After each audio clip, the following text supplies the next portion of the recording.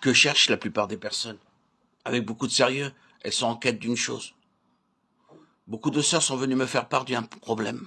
Combien elles aspirent après la patience.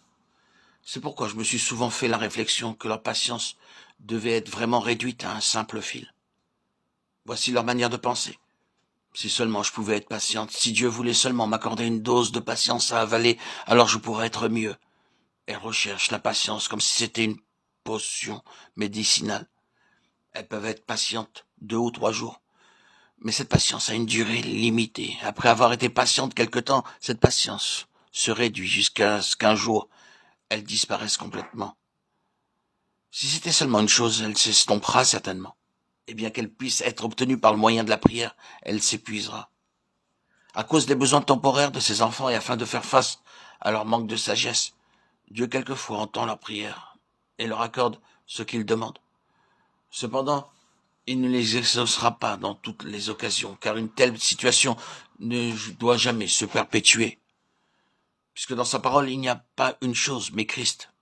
Christ étant tout en tous. Dieu ne permet pas que la patience, l'humilité ou même l'amour, comme s'il n'était qu'une chose, soit indéfiniment prolongé sur la terre.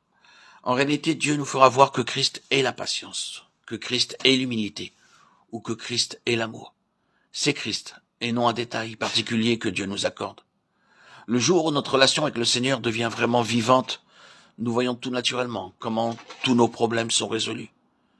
Ce n'est vraiment pas une question de patience ou de quelque chose, car la réponse c'est Christ. Dès que notre relation avec Christ est pleinement rétablie selon la pensée de Dieu, nos 1001 problèmes sont tous pleinement résolus.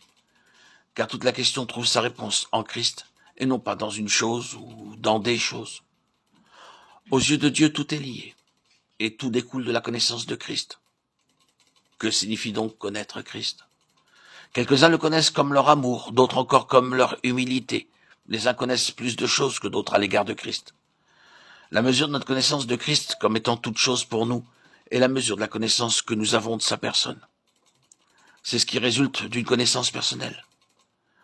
Connaître Christ, ce n'est pas un terme abstrait s'appliquant seulement à une vérité objective. Connaître Christ est à la fois actif et réel. C'est saisir qu'il est toute chose pour nous. Il est nôtre dans ces choses-ci. Il est nôtre dans cette autre chose-là.